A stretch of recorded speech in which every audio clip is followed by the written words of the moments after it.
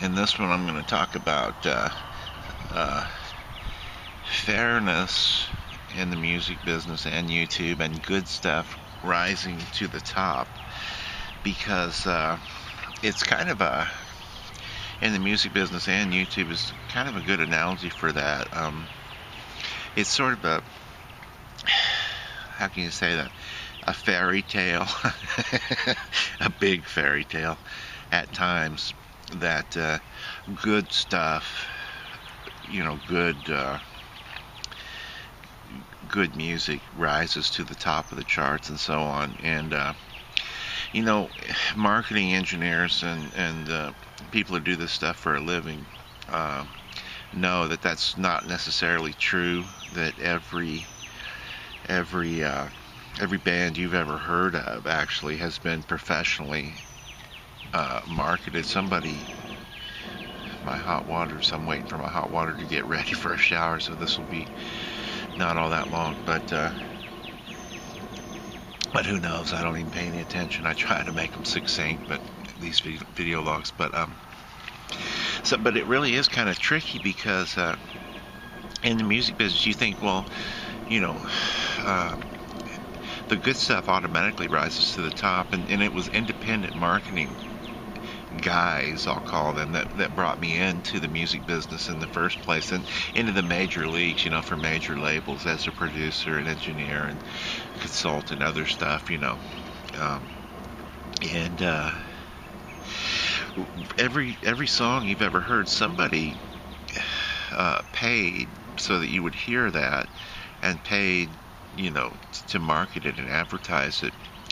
And it's probably really obvious to some people, but to not everybody, because there's kind of this myth of truth and beauty in the American way or something, in music and in art and in the music business, and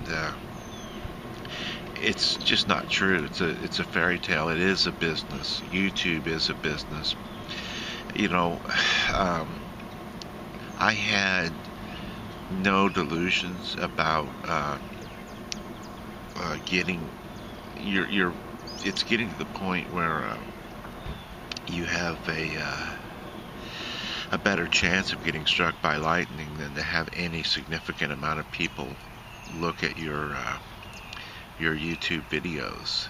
And it's just because there's so many people, and there's so many factors. It's of the people that I market to, 1% of the people who see an ad or get a link or whatever find me on the internet with my professional music site. Well, I've got it. Feels my nose is itching from this beard, but with those people, 1% of those people will even just stop by out of curiosity. That's 1 in 100. And then out of those, 1% of those people will leave a like or a comment. And because the stuff on YouTube is, a lot of it's questionable, but there really is kind of a delusion or an overriding sense in the music business and on YouTube that it's fair. And I was actually, YouTube sent me a spam email to join one of their courses to give people sort of rudimentary lessons in how to make videos, and then how to do rudimentary marketing of them. And it's all stuff that I've already known and started. It's for people beginning. I thought it was a good idea, but I commented on that thread, and sort of the overwhelming idea of the people who are sort of amateurs just starting out on YouTube or anywhere, is that, and it's presented that way, but they have the overall, most people have the overwhelming idea that there was some sort of fairness on YouTube, or some sort of enforced policy of fairness among all people are equal, and that's just not the case. In fact, every video that you've ever seen on YouTube that has major league hits, anything more than a certain number, and that number is probably, for the most part, I'm saying, anything that you've seen with 1 million hits has been marketed in some way, because it's hard for people to even know it's there, to find it. And even if it's good, Eventually, good stuff does rise to the top, but it could take one of my sites. It has sort of I have 3 sites: a very professional music site with professionally produced music and videos, Billy Bob Kick-a-Gorilla Cash Jr. You know it's quality, right? With that kind of a name. Then I have another site where I just kind of put originals and different stuff. And I didn't spend as much time producing that, but some of them are actually really good. Then I have this site where I could care less if anybody watches it, which is probably my favorite. And I don't feel that this site deserves, it really doesn't deserve, or these videos don't deserve a bunch of hits. They just don't. They're not that good. They're sort of a freeze-dried phone call or a way to keep in touch with people. But on my site where I put originals and stuff, that one, in roughly, YouTube has been around for 8 years, and it's gleaned around 100,000 hits. Let's just call that 100,000 hits in 10 years, average, which is probably what it'll do. That means that would take 100 years to get 1 million hits on that site, And with YouTube, like I say, most stuff that you see, most videos that go viral are marketed. They don't just go viral. Somebody marketed that for various reasons. But it's sort of a grand illusion that there's like this overall fairness and that good stuff rises to the top in the music business. Just not the case. You would hope that the stuff has a certain level of quality, and sometimes it does. Sometimes, people are going to invest money in it, gambling that it will catch fire, that they'll spark a hit that people buy organically. In other words, without advertising it, they just start listening to it and buying it. But how many times have you heard sort of a questionable throwaway cut all the time on the radio or whatever, and you think, how did that get there? You just wonder, but people, it's not terrible, it's not great, it's just really mediocre, but it's there all the time. Well, with independent marketing, right, I'm looking over my shoulder. These guys are kind of crooks. I'll tell you a little bit about it, and then I'll stop. But with independent marketing, the guys who the marketing staff at a major label, my first one, and then many others after that, brought me in to produce somebody they were interested in developing to be marketed, because they knew they could market them. But what exactly is independent marketing? Well, the marketing people at the labels, at major labels, and it still works this way. It's with Clear Channel dominating all broadcast on radio in the U.S. At last I checked, doesn't matter who, there's payola involved. Basically, to be sort of clear and tell you what this is, independent marketing is the labels hire these other companies that force radio and whoever's going to play music in any public arena, radio stations, I'm sure it goes on the internet. Major labels hire these people. The starting price used to be $250,000. That's $250,000, will guarantee. And these guys are, make no mistake, they're criminals. They're thugs. They will break your legs if you don't play the record. Station managers, who knows? It's just a given.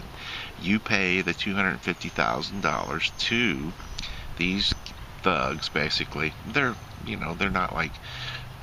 They are like that, but they try to operate legitimately. And most radio stations reciprocate. They're kicking back money back and forth with record labels. Everybody makes money when a hit comes out, but what independent marketing does is they take the record label's money and they insist. They make an offer that radio stations and whoever's going to place media publicly can't refuse. And this goes on in major markets: New York, Los Angeles, Dallas, who knows, Kansas City, mainly Los Angeles and New York.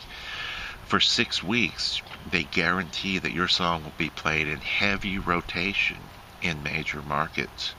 And hopefully it's good enough to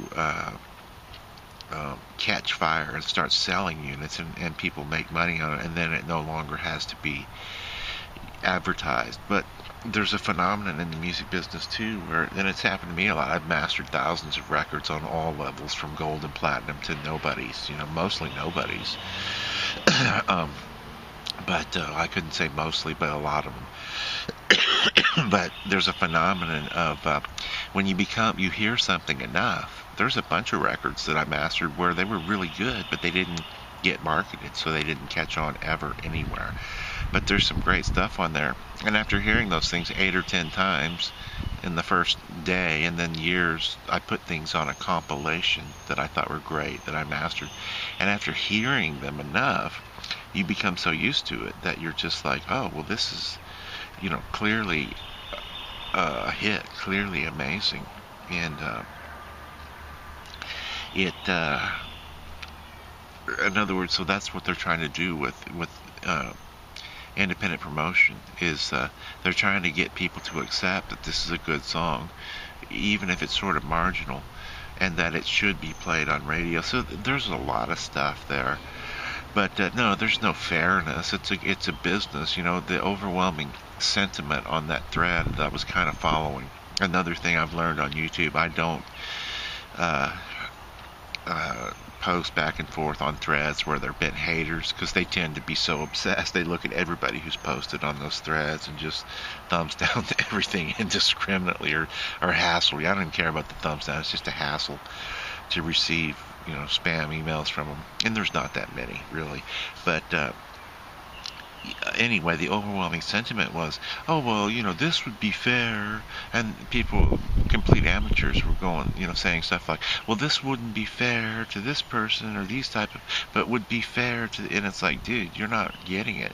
YouTube is a business, and it is an entertainment business, and they're going to do whatever they need to do to make money out of it. Even let people like haters operate. Haters make them money. Every hit that they get, they can then go to people they sell advertising to. Every hit counts, so then they can say, hey, we get 6 billion hits a day. One for every person on the earth, which I think they do most days, 4 to 6 billion. So we're going to charge you based on that. So they don't care who operates on YouTube, usually, within reason. I mean, it's in its infancy, but no, there's no fairness. So one way to be, and I'm going to do this as soon as I get a few more. I'm ready now. For the first 6 months I was developing a product. The next 6 months I found, quality, really high quality a sound that I wanted to do, and like several different styles, and I wanted to develop the product basically and get it very high quality. So for the first 6 months, it wasn't my objective to pay for marketing. The next 6 months was actually generating the high quality product, and now I'm at a point I will pay to eventually, within the next 6 months, when I have something to sell, as soon as I get all that organized, which that paperwork is taking place now. But I'll pay to have them. It's like $10 a day per video or whatever. You can go as slow as you want. But suddenly people would scream, well, that's not fair. Well, it's a business. There is no fairness. And hopefully some of it's good enough to rise to the top, and in my experience, good stuff rises to the top, but that could take years. Like I said, there's 3 or 4 really good ones out of 100 on my sort of second tier site. This is the third tier site, by the way. Complete, not that awesome. Doesn't deserve hits really that many. But it does rise to the top on my second tier site. There's a few really good ones, but that would take 100 years to get them anywhere at this rate. Even my first tier site, which has excellent quality and excellent everything, I'm really careful about that. It's heavily marketed, and it's pathetic how few people, they always say the same thing, amazing, I subscribed, sign me up, I love it, want more, do more, but getting them to come and listen to anything is sort of, it's almost like a dental, I don't know, dental visit, being maimed by a dentist or something. you know, nobody wants to come. But anyway, no, there's no fairness in the music business. It's a business, and it's not the music friends. And on YouTube, it's the exact same thing. But it's easy. I sometimes still think, well, hey, this deserves more hits. Well, maybe they should pay to market it, you know? That's just the way stuff works. It kind of sucks, but that's the way it is. But there's sort of this delusion that, like, well, this isn't fair on you, and that isn't. Dude, there is no fairness, you know? Um, and I fall into that sometimes. So anyway, just some random stuff. They're sort of targeted about good stuff rising to the top and fairness on YouTube. Um, and YouTube is also sort of presented in a way. It's like the American dream, you know, or the worldwide dream. Anybody who makes a video can get millions of hits, and that's kind of true, but not really. It's all about money, you know. So within the next 6 months, I'll take some of the strongest stuff I've done and begin to pay a certain amount of money to have it show up in the search engines. And that's really kind of the aim of YouTube. I think they're missing the profit, you know, um, profitability that could happen. Oh boy, I hope it's my new Amex card.